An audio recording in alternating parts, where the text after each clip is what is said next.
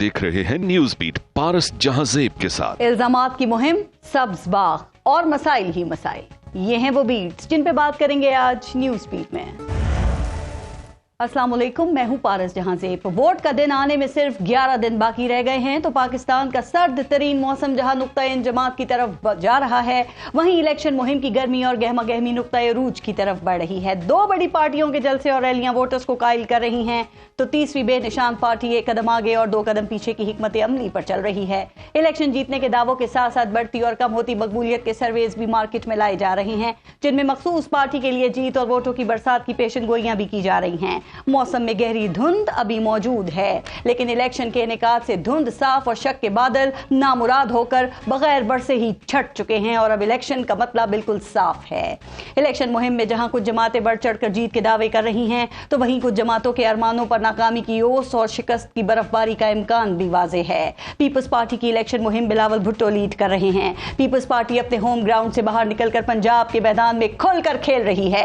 बिलावल अपने 10 नुकाती मंशूर के साथ पंजाब में मियां मोहम्मद नवाज शरीफ और नून लीग को टारगेट कर रहे हैं। वो एक तरफ पुरानी सियासत से जान छुड़ाकर इशूज की सियासत की बात करते हैं तो दूसरे ही लम्हे नून लीग पर तीरंदाजी भी करते हैं। वो मियां नवाज शरीफ का नाम लेकर इंतकाम की सियासत से डराते भी हैं और पीटीआई के वोटर्स को अपनी तरफ बुलाते भी हैं। वो मियां नवाज शरीफ को चौथी बार वजीर आजम बनने का ताना भी देते हैं और सिंध में खुद चौथी बार हुकूमत बनाने का दावा भी करते हैं, लेकिन नून लीग उनकी तीरंदाजी का कुछ ज्यादा असर लेती दिखाई नहीं दे रही है। लेकिन मनाजरे और मवाजने की बहस जरूर चल निकली है।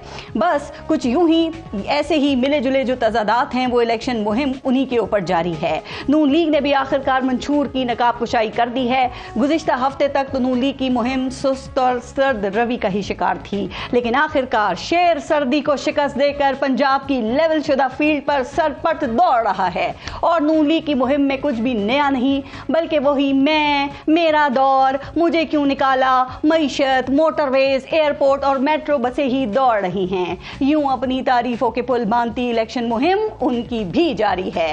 पीटीआई से निशान जरूर छिन गया है लेकिन उनकी पहचान उनके पास है। इस पार्टी के जैसे उम्मीदवार आजाद हैं वैसे ही उनकी इलेक्शन मुहिम भी हर कायदे कुलिये और कानूनी ज़ाब्ते से आजाद है। इस पार्टी के सामने मसाइल ही मसाइल हैं और इसके एक हल्के में कई कई उम्मीदवार हैं। ये मुखालिफिन से लड़ने की बजाय आपस में ही लड़ रहे हैं। ये आजाद हैं तो इलेक्शन के बाद हॉर्स ट्रेडिंग की मंडी की रौनक बनने का भी खदशा है। यूं कंफ्यूजन में डूबी इलेक्शन मुहिम इनकी भी जारी है। आज का दिन जो इतवार का था जलसों और रैलियों से भरपूर रहा। जहां बाकी सब जमातों ने इंतखाबी जलसे किए वहीं पीटीआई ने भी आज खुसूसी तौर पर अपने हल्के में छोटी मोटी रैलियां निकाली। यूं इलेक्शन की तरफ बढ़ती और वोटर्स का जोशो खरोश बढ़ाती इलेक्शन मुहिम सभी की जारी है और आज पीटीआई का मंशूर भी जारी हो गया है। इन तमाम इशूज पे प्रोग्राम में बात करेंगे। आज प्रोग्राम में हमें ज्वाइन किया है पीएमएलएन से राना एहसान अफजल साहब प्रोग्राम में मौजूद हैं। पाकिस्तान तहरीक इंसाफ से खुर्रम शेर जमान साहब ने हमें ज्वाइन किया है और पाकिस्तान पीपल्स पार्टी से हमारे साथ प्रोग्राम में नाज बलोच मौजूद हैं। अस्सलाम वालेकुम, बहुत बहुत शुक्रिया आप सबका प्रोग्राम में शिरकत के लिए। पहले एक ब्रेक लेंगे, आप देखते रहिएगा न्यूज बीट। खुर्रम शेर जमान साहब, आज इमरान खान ने आवाम को मुल्कगीर मुजाहिरे की कॉल दी थी तो मुल्क भर से कैसा आपको रिस्पांस मिला, खासकर कराची का जरा बताइएगा, चूंकि पाकिस्तान पीपल्स पार्टी और नून लीग तो आपकी इस रैली से जो लोग निकले इतना इंप्रेस दिखाई नहीं दिए। नहीं जी, बिल्कुल। आज पीएमएलएन ने कराची में डिस्ट्रिक्ट वेस्ट में अपनी रैली निकाली, एनकेएम ने डिस्ट्रिक्ट सेंट्रल में निकाली। नाज बलोच ने बताया कि पीपल्स पार्टी को बड़ा जबरदस्त वेलकम मिला लियारी के अंदर। जमात इस्लामी आज कराची के अंदर जिना ग्राउंड में जलसा कर रही है और तहरीक इंसाफ की जो रैली है उसको कराची भर में रास्ते में रुकावटें पैदा की। पूरे कराची में जहां जहां से रैली गुजर रही थी उस एरिया का एसएचओ जो है वो लड़कों को रोक रोक के डंडे मार रहा था, गिरफ्तार कर रहा था और जो बचे कुछ पहुंचे 3 तलवार पे तो वहां पे उन्होंने दबा के लाठीचार्ज किया, वहां पे टीयर गैसिंग की, औरतों को, बच्चों को, बुजुर्गों को, वर्गों को मारा और इस वक्त अंदाजन 450 वर्कर जो है पूरे कराची के अंदर थानों के अंदर गिरफ्तार हैं। ठीक, तो मैं पूछना चाहता हूं कि ये कौन सा मोमेंटम है? ये तो वन साइडेड इलेक्शन हो रहा है ना कि एक पाकिस्तान की जो सबसे बड़ी सियासी जमात है उसको आप जूते मार रहे हैं, उसको घरों से बाहर नहीं निकलने दे रहे हैं, उनको कैंपेन नहीं करने दे रहे हैं, उनका बल्ले का निशान भी अब चले गया। अब इतना खौफ है इनको कि इनको इस बात की घबराहट है कि ये तो आजाद उम्मीदवार की हैसियत से भी जीतने लगे। ठीक, तो देखिए it is writing on the wall Paras के पाकिस्तान तहरीक इंसाफ जो है मैं आपसे बताऊं कि पूरे पाकिस्तान में इलेक्शन जीत रही है। ये साबित कर रही है बात ना, जो इनको खौफ है इसके ऊपर आते हैं कि कौन जीत रहा है वो मोमेंट। बात मैंने जरा नून लीग के हवाले से की थी कि मियां साहब देर से निकले, लेकिन नून लीग की इंतखाबी मुहिम का मोमेंटम बन गया है। लेकिन खुर्रम शेर जमान साहब, अभी जो कराची तीन तलवार पे आज आपकी रैली थी जिसकी तमाम सूरत हाल आपने बताई है, तो जरा ये बताए ना कि ये तसादुम की वजह क्या थी? चूंकि पुलिस तो ये कह रही है कि आपने रैली की इजाजत ही नहीं ली थी, और अगर आप रैली की इजाजत नहीं लेंगे तो कोई सियासी रैली निकालने की इजाजत नहीं दी जाएगी। और फिर ये भी कहा जा रहा है कि पीटीआई की तरफ से पथराव किया गया। इजाजत ली थी कि नहीं? बिल्कुल जनाब, इजाजत तो पहली बात है कि इजाजत ये देते नहीं है, लेकिन फिर भी हम अपनी जिम्मेदारियां पूरी करते हैं और डीसी ऑफिस के अंदर जो कंसर्न डीसी होता है डिस्ट्रिक्ट का, हम उनको एप्लीकेशन दे देते हैं। हालात पारस ये हैं कि जब हमारे लोग जाते हैं एप्लीकेशन लेके तो ये रिसीविंग भी नहीं करते हैं। तो हम मैक्सिमम क्या कर सकते हैं? हम तो एप्लीकेशन ड्रॉप कर सकते हैं ना। हमने एप्लीकेशन दी, हमने इनको इन्फॉर्म किया। हालांकि हमारे दो लोकेशन से, हमने दोनों लोकेशन की एप्लीकेशन दोनों डिस्ट्रिक्ट के जो इनके डीसी थे उनको दी, लेकिन यहाँ पे तो इन्होंने घरों से निकलने नहीं दिया। सुबह से छापे पड़ रहे थे पूरे कराची के अंदर। और मैंने आपको बताया ना कि जो बच्चे कुछ लोग पहुंचे हमारे तीन तलवार पे, वो आज आपके टीवी चैनल्स ने और बाकी तमाम चैनल्स ने दिखाया कि इनका रवैया क्या था। अब मेरा सवाल है कि क्या इलेक्शन कमीशन इस वक्त सो रही है?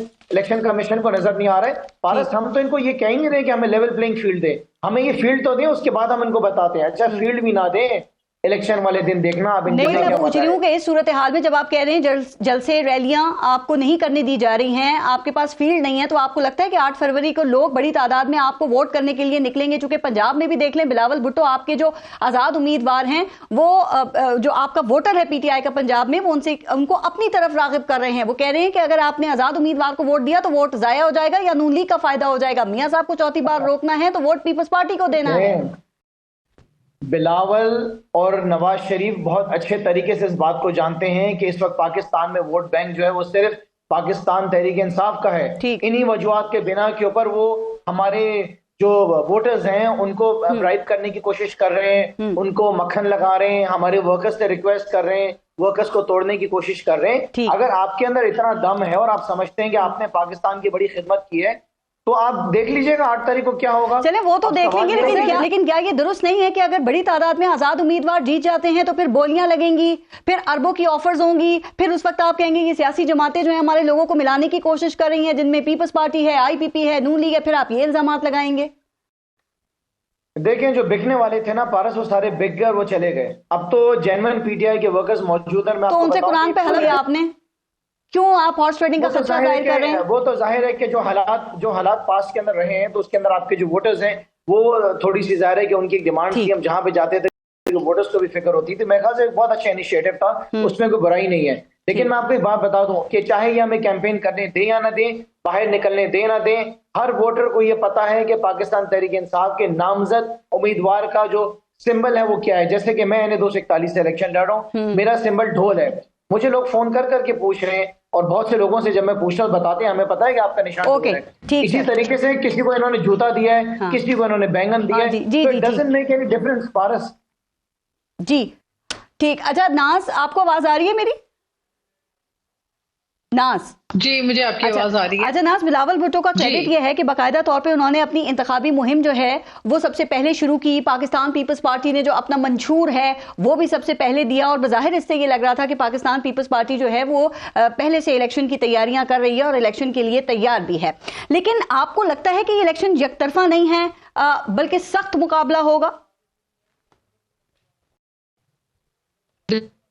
बिस्मिल्लाहिर्रहमानिर्रहीम।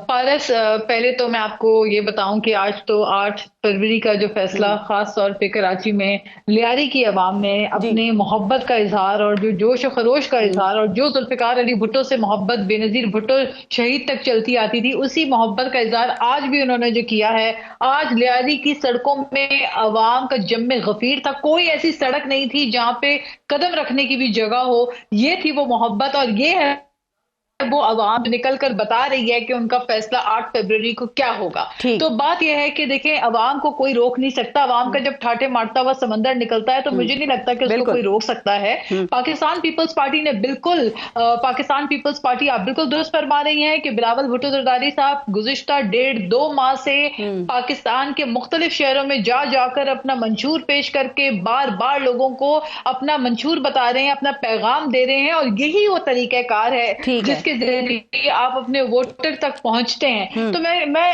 मुझे लगता है कि देखें, जो सियासी जमातें अपने घरों में बैठी हुई थी, जिन्होंने अपने घर में बैठ के सियासत करनी थी, ड्राइंग रूम पॉलिटिक्स करके, और जो वक्त से पहले ही अपने आप को वजीर आजम घर बैठ के तस्वुर करते रहे और अब अचानक आनन फानन जलसे रैलियां निकालें, तो ये अवाम भी समझदार है, अवाम भी समझती है। आपको पता है 2013 के इंतखाबात जो थे उसके अंदर हतमी नताइज आने से पहले ही PMLN ने अनाउंस कर लिया कि वो वजीर आजम उनका जो है वो बन चुका है। तो बात यह है कि ये वो चीजें होती हैं जो रॉन्ग प्रेसिडेंट है। PMLN और PTI की सियासत पे तो आते मैं चाह रही हूँ, जरा पीपल्स पार्टी जो इस वक्त सियासत करी है उस पर आप जरूर बात करें, क्योंकि पंजाब में देखिए गुज़िश्ता 10 सालों में पाकिस्तान पीपल्स पार्टी इतने कदम नहीं जमा सकी, और वहां पे बिलावल भुट्टो जो पाकिस्तान तहरीक इंसाफ का वोटर है उसको अपनी तरफ रागिब कर रहे हैं। अब देखिए, वोटर को अपनी तरफ रागिब करना ये जमहूरी हक है, लेकिन एक ऐसी पार्टी जिसका इंतखाबी निशान उसके पास नहीं है, जिसके हिमायती याफ्ता उम्मीदवार जो हैं वो आजाद हैसियत में इलेक्शन लड़ रहे हैं, तो आप समझती हैं कि आपके रागिब करने से वो आपकी तरफ आएंगे सिर्फ इसलिए कि उनका वोट जाया ना हो जाए और वो इस मुश्किल वक्त में अपनी पार्टी को छोड़ के पीपल्स पार्टी को वोट देंगे?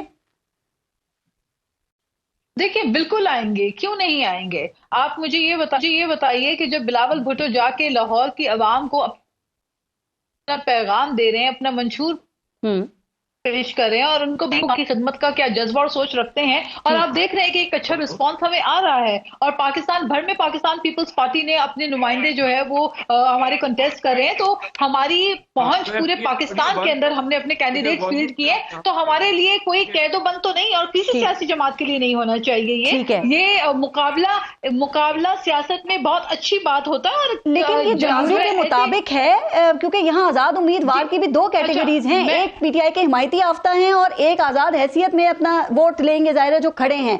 तो क्या अगर आप PTI के हिमायती याफ्ता उम्मीदवारों से आप कहते हैं कि आप हमारी तरफ आएं, तो आपको लगता है कि ये जमहूरी तकाजों के मुताबिक?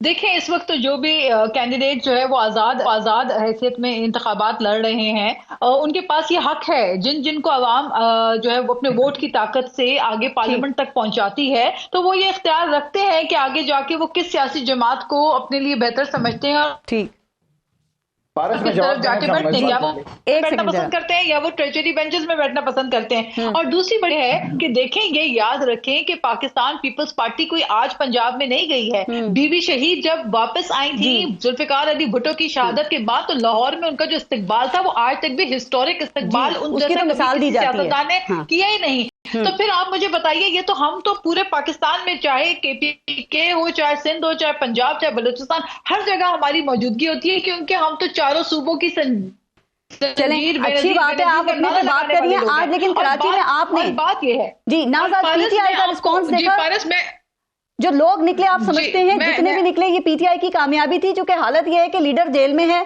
इंतखाबी मुहिम चला नहीं सकता, कॉल दे सकता है, अगर बाहर होते तो शायद सूरत हाल मुख्तलिफ होती। तो आप इसे PTI की इस वक्त में कामयाबी समझते हैं? हर कैंडिडेट और हर सियासी जमात को ये इख्तियार है कि वो अपनी इलेक्शन मुहिम अपने अंदाज से करे, अपने वर्कर्स को मोबिलाइज करे। ये एक जमहूरी हक है हर कैंडिडेट का कि वो अपने वर्कर्स के साथ रैली भी करे, वो उनके साथ वर्कर्स कन्वेंशन भी करे, वो उनकी कॉर्नर मीटिंग भी करे, वो अपने कैंप्स भी बनाए। ये तमाम चीजें तो हर कैंडिडेट का जमहूरी हक होता है, शक नहीं है। जहां तक आप सिंबल की बात कर रही हैं पारस, ये जो सिंबल वाला मामला है, मुझे लगता है इसके ऊपर PTI का जो रोना है वो बनता इसलिए नहीं है कि उनका सिंबल किसी सियासी जमात ने नहीं छीना, उनका सिंबल नहीं मिला क्योंकि उन्होंने अपने ही आइन को फॉलो नहीं किया। अगर वो अपने आइन के तहत ही अपने इंटर पार्टी इलेक्शन करा देते तो शायद आज उनके पास सिंबल भी मौजूद होता। बिल्कुल ठीक, और उनके जो इलेक्शंस थे उसको बड़ा बारीक बीनी से भी देखा गया, जो कि लगता है कि इससे पहले जो दीगर पार्टीज में इंट्रा पार्टी इलेक्शंस होते रहे हैं वैसे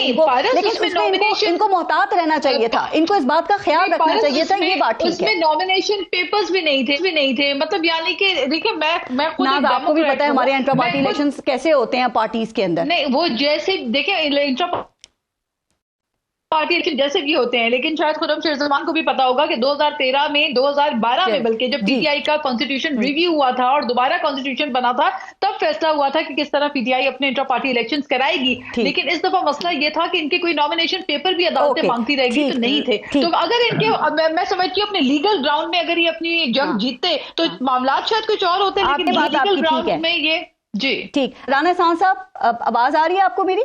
जी आ रही है। अच्छा सर, ये बताइए कि फिर क्या लग रहा है, वन साइडेड मुकाबले का ही तासुर है या आपको लगता है कि वाकई मुकाबला सख्त होगा? मोमेंटम वैसे अब आपका बन गया है। देखिए पारस, वन साइडेड का तो तासर अभी इस डिबेट से खत्म हो जाता है। अगर पीटीआई की रैली को कराची में रोका गया है तो उसका बेनिफिट पीएमएलएन को तो नहीं हो रहा, तो वहां पीपल्स पार्टी या एमक्यूएम को हो रहा है। तो ऐसा नहीं है कि अगर इन्होंने जो है इजाजत नहीं दी लोकल गवर्नमेंट से या जो भी इनको एनओसी नहीं मिला और इन्होंने रैलीज निकाली है, तो खाली आप पीएमएलएन को पिन पॉइंट नहीं कर सकते। पीएमएलएन जो है वो इलेक्शन कंडक्ट नहीं करा रही, ईसीपी करा रही है, केयर टेकर सेटअप करा रही है। और इनके पास बल्ले का निशान, जिस तरह अभी नाज बलोच साहिबा ने भी कहा कि वो कोई हमने पीएमएलएन ने नहीं छीना या किसी सियासी जमात ने नहीं छीना, वो इनकी अपनी कुताहियों की वजह से गया है। और बाकी ये कि देखें, राना एहसान साहब जरा इसको क्लियर कीजिएगा। आप ठीक कह रहे हैं कि इनकी गलतियों की वजह से, इनकी गलतियां शामिल है कि बल्ले का निशान नहीं मिला, लेकिन पीटीआई कहती है कि हमारे पास तो लेवल प्लेइंग फील्ड ही नहीं है। नून लीग भी इस पे बात करती है। आपके ऊपर भी ऐसा वक्त आया, लेकिन देखिए उस वक्त आपके पास आपका निशान भी था, आपके उम्मीदवार भी थे, आप इंतखाबी मुहिम भी चला रहे थे, लेकिन वो तो कह रहे हैं हमारे पास फील्ड ही नहीं है और एक जगह नहीं रोका। वो कहते हैं हमें इलेक्शन कैंपेन ही नहीं करने दी जा रही, तो वन साइडेड मुकाबला नहीं हुआ फिर? नहीं देखें, बात ये पारे सब इसका जवाब सुन लें। देखें 9 मई के वाकयात जो हैं वो 2018 में नहीं हुए थे। 2018 में पनामा में नाम जिस नवाज शरीफ साहब का नहीं था और फिर भी उनको टारगेट किया गया, एक पूरी प्लानिंग के तहत पीटीआई को लाया गया, हुकूमत में आरटीएस बिठाया गया। यहां मामला कुछ और है। देखिए आज भी पीटीआई एज ए जमात क्या कह रही है? पीटीआई एज ए जमात कह रही है कि 9 मई के जो वाकयात हैं वो हमने तो किए नहीं, वो तो लंदन प्लान था। पीटीआई एज ए जमात कह रही है कि जो साइफर था वो एक अमेरिकन साजिश का हिस्सा था, अमेरिकन साजिश हुई, अमेरिका ने फंडिंग की और यहां हुकूमत नाफिज हुई। यानी कि ये झूठा प्रोपेगेंडा आज भी पीटीआई प्रमोट कर रही है। तो क्या पीटीआई पोलराइजेशन की सियासत नहीं कर रही? क्या पीटीआई नफरत के बीज नहीं बो रही? तो आज पीटीआई जो है 9 मई के, और इन्हीं बुनियादों की वजह से क्या 9 मई का वाकया नहीं हुआ?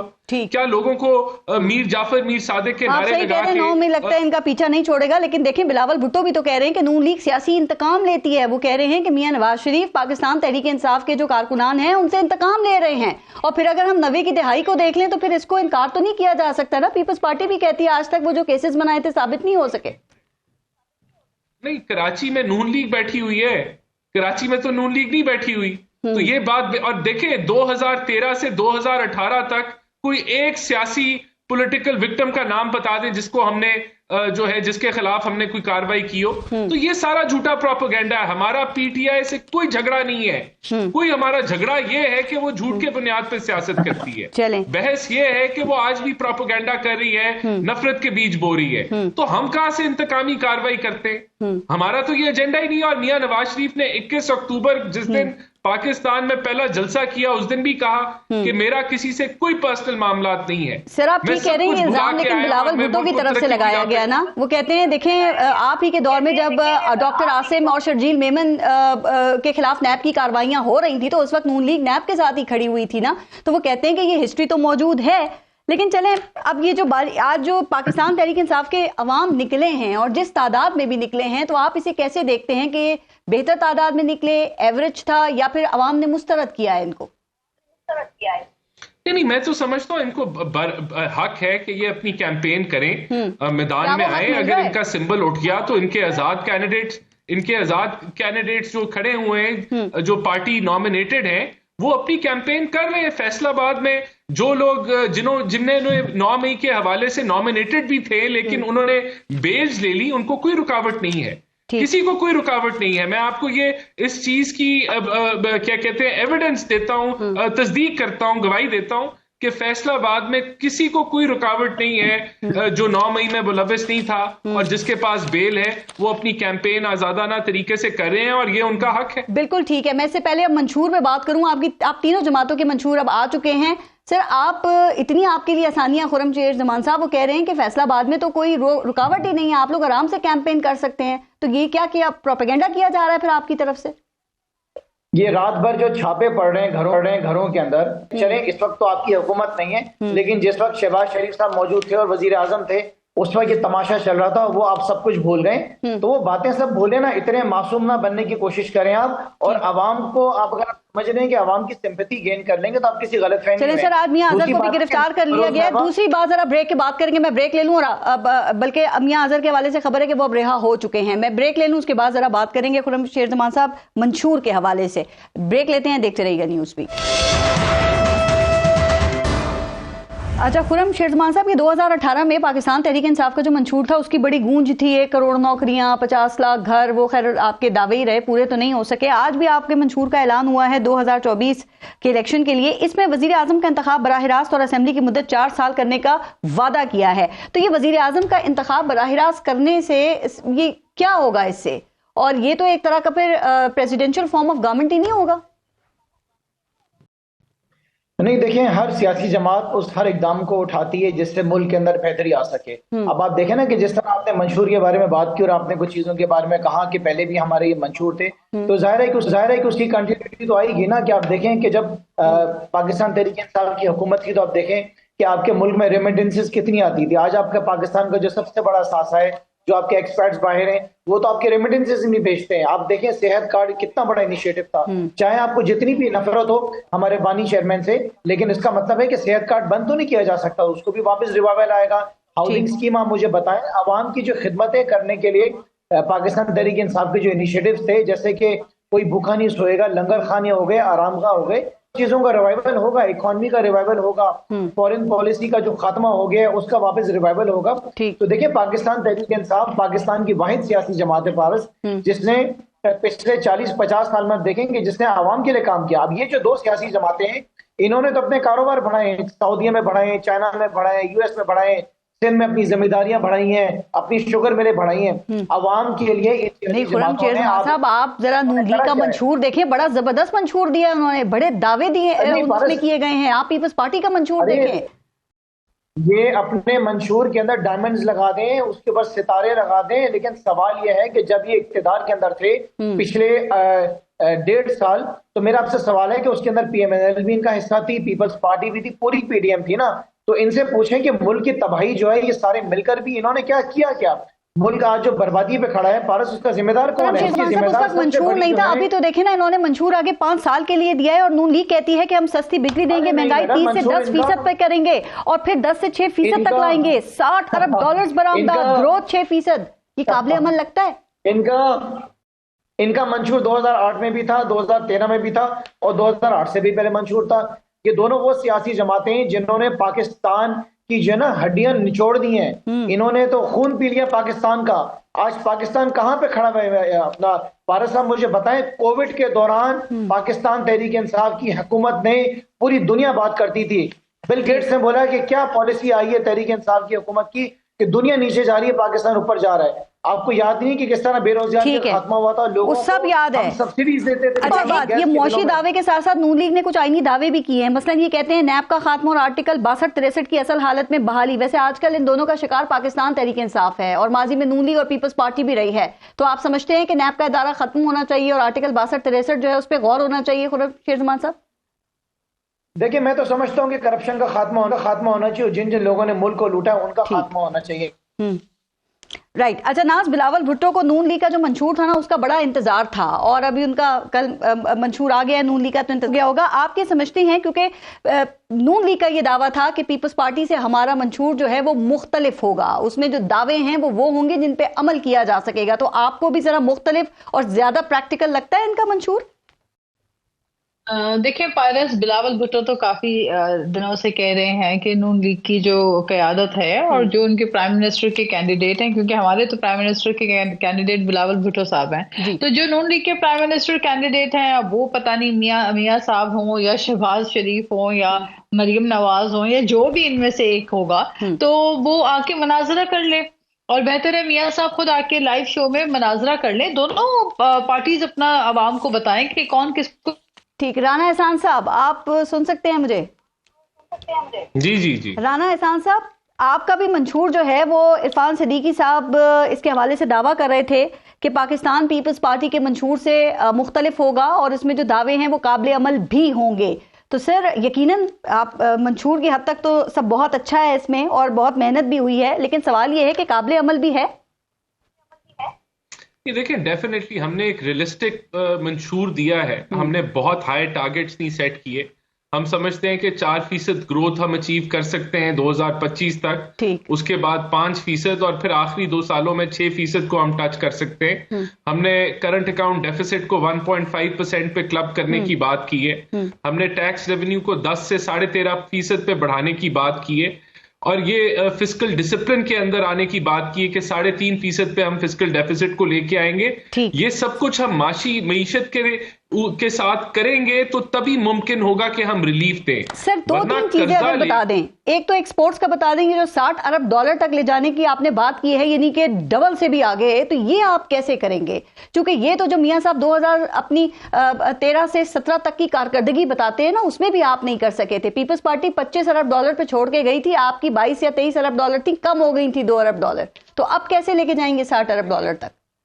सबसे पहले तो एक आप फैक्ट करेक्ट कर लें कि जब पीटीआई के दौर में 32 अरब या 31 कुछ अरब की एक्सपोर्ट हुई थी तब 50 अरब डॉलर का ट्रेड डेफिसिट हुआ था, जो पाकिस्तान की तारीख का सबसे बड़ा खसारा था, और 18 अरब का करंट अकाउंट डेफिसिट हुआ था जिससे डॉलर ड्रेन हो गया था। तो ये भी उसके साथ साथ हुआ था जब एक्सपोर्ट बढ़ी। सर आपके तो दौर में एक्सपोर्ट्स कम हुई थी कि नहीं, जब पीपल्स पार्टी 25 अरब डॉलर पे छोड़ के गई थी? उसके बाद दुनिया में कमोडिटी प्राइसेस गिरी थी, जिसके साथ पाकिस्तान के अंदर भी एक्सपोर्ट गिरी थी, लेकिन आखिरी साल हम भी 25 अरब पे वापस ले गए थे एक्सपोर्ट को। 24.8 अरब की एक्सपोर्ट जो सबसे अहम है। राना एहसान साहब ये बताइए कि ये सस्ती बिजली आप कैसे देंगे? सर ये कैपेसिटी पेमेंट्स का क्या होगा? इस वक्त जो बिजली का फी यूनिट है वो एवरेज 50 रुपए का है, और फिर ये फ्यूल प्राइस एडजस्टमेंट समेत 15 किस्म के टैक्सेस हैं। नया IMF प्रोग्राम आता है सर, तो वो तो फिर वहां पे बिजली की प्राइस तय होगी ना। आप ये 200-300 यूनिट मुफ्त बिजली कैसे देंगे दावों के मुताबिक? नहीं, हमारा कोई दावा नहीं है कि हम 200-300 यूनिट की मुफ्त की बिजली देंगे। अब मैं आपको दोनों सवालों के जवाब दे देता हूं। पहले तो बिजली के ऊपर हम एनर्जी मिक्स के अंदर लोकल कोल को इस्तेमाल करना चाहते हैं, हर के कोल को इस्तेमाल करना चाहते हैं। उसके बाद हम इंपोर्ट सब्स्टिट्यूशन, जो फर्नेस ऑयल और इंपोर्टेड, वो हम 10,000 मेगावाट के सोलर पैनल्स के जरिए हम समझते हैं कि उससे एनर्जी मिक्स जो है वो सस्ता होगा। इसी तरह हम न्यूक्लियर इन्हांसमेंट पे जाना चाहते हैं, वो सस्ती तरीन बिजली होती है। तो हम इस लिहाज से 5 सालों के अंदर जो प्रोजेक्ट्स हम लाएंगे बिजली के शोबे में, उससे हम समझते हैं कि 20 से 25% कैसे कम करेंगे सर, जो जिन बन चुका है? देखिए, एनर्जी मिक्स को जब हम बेहतर करेंगे तो उससे जब आपका जो है वो बिजली सस्ती बनेगी तो उससे आपको बेनिफिट होगा, और आपका सर्कुलर, देखिए सर्कुलर डेट आपने उतारना भी है। नहीं, ब्रेक तो लगा गए हैं, रोक तो उसको हम गए। जो 16 माह की हुकूमत थी वो उसके फ्लो को तोड़ गई है। इंशाल्लाह आगे हम चोरी के ऊपर क्रैकडाउन करेंगे, टेक्निकल लॉसेस को कम करेंगे। 1 करोड़ नौकरियां भी देनी है 5 साल में आपने। क्या सरमायाकारी का सैलाब आएगा, इंडस्ट्री लगेगी, रुपयों की रेल पेल होगी, जो नौकरियां जनरेट होंगी जिससे। देखिए, मैंने आपको नौकरी जनरेट करने का तो तरीका ग्रोथ ही होता है। हम समझते हैं कि अगर हम 2025 तक 4% ग्रोथ अचीव कर लें तो ये एक बड़ा हाई टारगेट नहीं अचीवेबल है, और उसके बाद 5 और फिर आखिरी 2 साल में 6। इसका मतलब ये है कि हम लोग 1 साल में इकोनॉमी जो है, जो प्राइवेट सेक्टर है, जहां एग्रीकल्चर है, आपका इंडस्ट्री है, सर्विस सेक्टर है, वो 4-5% ग्रोथ का मतलब है कि 15 से 20 लाख नौकरी जनरेट होगी। इंशाल्लाह अल्लाह करे आपके दावे जो हैं वो काबिल अमल भी हों। लेकिन नाज, आपसे मैं पहले बात कर रही थी, पीपल्स पार्टी का जो मंशूर है 300 यूनिट तक इस्तेमाल करने वालों को मुफ्त बिजली, 30 लाख घरों की तामीर, यकसा निज़ाम तालीम, 5 सालों में ये चीजें आप समझती हैं काबिल अमल है? चूंकि इस वक्त शहबाज शरीफ और मरीम नवाज अपनी जो तकरीर हैं उसमें वो यही आपसे सवाल कर रहे हैं कि 15 सालों में क्या ये सब कुछ आपने सिंध को दे दिया है? चूंकि 15 साल बहुत होते हैं इस तरह के दावों को हकीकत बनाने के लिए। देखिए, मुझे अफसोस है कि उनकी अगर इतनी जो है वो मालूमात महदूद हैं कि उनको यही नहीं पता कि सूबे सिंध में क्या क्या तरक्याती काम हुए हैं। और शायद उसकी बहुत सारी वजह ये भी होगी कि एक बड़े तवील अरसे तक एक प्रोपेगेंडा जो है पीपल्स पार्टी की हुकूमत के खिलाफ हमेशा होता रहा। हकीकत तो ये है कि पाकिस्तान पीपल्स पार्टी ने सिंध में पब्लिक प्राइवेट पार्टनरशिप के थ्रू बहुत ज्यादा काम किया है। यही वजह है कि हमारे पास सेहत के शोबे में कोई सूबा हमारे साथ कम्पीट नहीं कर सकता। चाहे वो जी ठीक। खुर्रम शेर जमान साहब, ये बताइए कि अब जो 22 सीटें हैं कौमी असेंबली की कराची में, उसमें पाकिस्तान तहरीक इंसाफ कितनी सीटें जीतती हुई नजर आ रही है आपको? जी देखिए, मैं आपको बताऊं कि लैंडस्लाइड विक्ट्री में देख रहा हूं, अगर किसी किस्म की गड़बड़ नहीं की गई, क्योंकि हमें तो ये लग रहा है कि इनकी गुंडागर्दियां अब स्टार्ट होने वाली हैं। अच्छा। जिसके अंदर एमकेएम भी होगी और पाकिस्तान पीपल्स पार्टी भी होगी। और अगर इनको फ्री हैंड दे दिया गया तो अलग बात है, लेकिन अगर फ्री एंड फेयर इलेक्शंस होंगे पारस, तो आई कैन गारंटी यू कि पाकिस्तान तहरीक इंसाफ बड़ी आसानी से जो है वो 18 सीटें निकालेगी पूरे कराची के अंदर। ये मैं कोई एग्जैजरेट करके आपको नहीं बता रहा हूँ, लेकिन ये मैं आपको रियलिटी बता रहा हूँ। आपको पता है एमकेएम ने कहा कि 2018 में हमारी सीटें पाकिस्तान तहरीक इंसाफ को दी थी और उस वक्त हवाओं का रुख भी पीटीआई की तरफ है। अब वो कह रहे हैं हालात बड़े मुख्तलिफ हैं, तो वो तो एमकेएम क्लीन स्वीप का दावा कर रही है कराची में। पारस, मैं आपसे गुजारिश करूंगा कि आप जरा कराची के अंदर आए और लोगों से जाके उनके तासुर पूछें कि हैं क्या, लोगों से उनसे आए, थोड़ा सा सर्वे कराएं, खुद आप आए। आपको यहाँ पे हर शख्स जो है वो पाकिस्तान तहरीक इंसाफ को वोटर मिलेगा। ठीक, ये मैं आपसे कोई बहुत बड़ा बोल नहीं बोल रहा हूँ। दूसरी बात ये कि कराची मेरा अपना शहर है सर, मुझे कराची के हवाले से पता है। पारस, पाकिस्तान पीपल्स पार्टी तो 15 साल इक़्तिदार में रही ना, ये तो आवाम को नलकों में पानी तक नहीं पहुंचा सकी। 15 साल के अंदर जो हर गुजरता हुआ दिन है वो कराची शहर में टैंकर माफिया का जोर बढ़ता गया।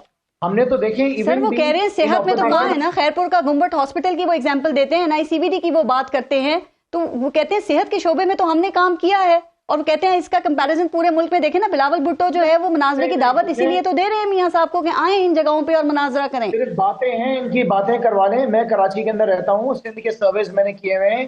बुरा हाल है, कुत्ता काट जाता है तो यहाँ पे कुत्ते काटने की वैक्सीन नहीं है। अगर एक हॉस्पिटल की एग्जाम्पल जो है पूरे सिंध में दी जाएगी तो वो नामुनासिब बात होगी। चले, वो कहते हैं वो वफाक ने देनी थी। एक आखिरी कॉमेंट जाना है खान साहब, यही प्रोपेगेंडा है जो हमने तो भारत कर रहे हैं ना बात किया था, जो कि सिर्फ पाकिस्तान नहीं पूरी दुनिया की तारीख में आज तक कभी किसी ने नहीं किया, कि पाकिस्तान तहरीक इंसाफ ने अपनी हुकूमत में आवाम को सेहत कार्ड दिया। हर शख्स के जेब के अंदर 10 लाख रुपए का कार्ड था, उसको भीख नहीं मांगनी पड़ती थी, किसी MNA MPA से कॉल नहीं करानी पड़ती थी, अपने नंबर जल्दी लेने के लिए, अपने ऑपरेशन कराने के लिए सिफारिश की जरूरत नहीं थी। वो प्राइवेट हॉस्पिटल्स के अंदर जाता था, सेहत कार्ड दिखाता था और उस कार्ड के जरिए अपनी बीवी बच्चों के, अपने बुजुर्गों के, फैमिली मेंबर्स के इलाज कराता था। तमाम पार्टी लेके कार्ड तो अच्छा दे ही देती हैं। अभी people's party income support programme जो है वो फिर उसकी एग्जांपल देते हैं। लेकिन सर एक सेकंड देखें, अभी हम कारकर्दगी की बात कर रहे हैं ना, तो नाज आपके ख्याल में ये जो बिलावल भुट्टो ने मखसूस मकामात पे बुलाया है कि जी यहाँ आके मुनाजरा कर लें मियाँ साहब, ये ठीक है या फिर ये एक रैंडम दौरा होना चाहिए जो आजकल इनके दरमियान मुनाजरे की और कंपैरिजन की बात हो रही है? नहीं, देखिए, मनाजरा तो एक दो सियासी जमातों के सरबराह आकर अगर अपनी आवाम को खुल्लम खुल्ला सबके सामने बैठकर वो अपने मंशूर को बताएं और कायल करें इस बात के ऊपर कि किसने कितना डिलीवर किया। हर जमहूरी मुल्क में होता है। और दूसरी बात यह है कि मेरी पहले भी मैं बात कर रही थी आपसे कि यही कहना चाह रही थी कि पाकिस्तान पीपल्स पार्टी ने मंशूर में जो बातें लिखी है वो हवाई बातें नहीं है, हमने वो डिलीवर किया है। हम जब कहते हैं ना कि 30 लाख घर, वो इसलिए हम कहते हैं कि सिंध में जो सैलाब आया तो फिर उस वक्त पीटीआई ने एक दफा भी कोई पीटीआई का लीडर बता दे जिसने आके सैलाब जदगान के सर पे हाथ रखा हो या बोला हो कि हम आपके साथ खड़े हैं। जिस दिन हुकूमत ने जितनी मेहनत की और एफर्ट की और उसके बाद 20 लाख खवातीन को मालकाना हकूक के साथ घर देना, ये एक बहुत बड़ा पैगाम है और ये एक बहुत बड़ी इन्वेस्टमेंट है, क्योंकि हम अपनी खवातीन को खुद मुख्तार बना रहे हैं। हमने 20 लाख खवातीन को घर दिए ना सिंध में, इसीलिए हम कह रहे हैं कि हम 30 लाख का हम आप चले, आप आए सिंध में, हमने पब्लिक प्राइवेट पार्टनरशिप के थ्रू जितना काम सिंध में किया है आपका, आप इतना और दूसरी मेरी गुजारिश सुन लेना, आप थर पार कर चले जाएं, आप मेरे साथ चलें, आप सक्कर चले जाएं, आप खैरपुर चले जाएं, मैं आपको दावत देती हूँ, आप आए। सिर्फ रेटरिक्स के ऊपर बात नहीं चलेगी। अच्छा, जो एशिया का सबसे बड़ा आरोप लगाया था वो भी बंद पड़ा हुआ है। खुर्रम, मैं आपकी देखिए गुफ्तगू में बीच में मेरे भाई नहीं ही बोली हूँ, मैं आपसे ये कह रही हूँ आपको 5 आपको 5 साल की हुकूमत मिली, आपको 5 साल हुकूमत मिली, आपने मेरे भाई सिर्फ इंतकाम इंतकाम इंतकाम किया।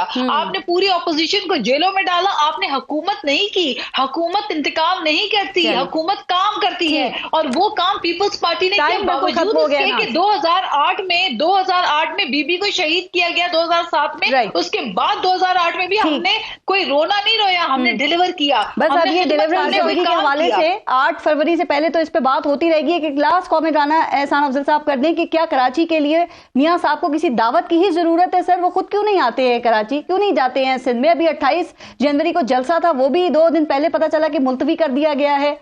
तो इससे तो यही होता है कि आपकी तरजीहात में शामिल नहीं है सिंध। नहीं, इंशाल्लाह ताला अगर हमें मौका मिला हम कराची में पानी का मसला भी हल करेंगे, पहले पब्लिक जाएं तो ट्रांसपोर्ट सही। का मसला भी हल करेंगे। हेलो जी जी आपकी हुकूमत में क्यों नहीं किया आपने? जी राना साहब जी, मैंने कहा अगर हमें मौका मिला इंशाल्लाह। पहले भी कराची को हमने अमन दिया था।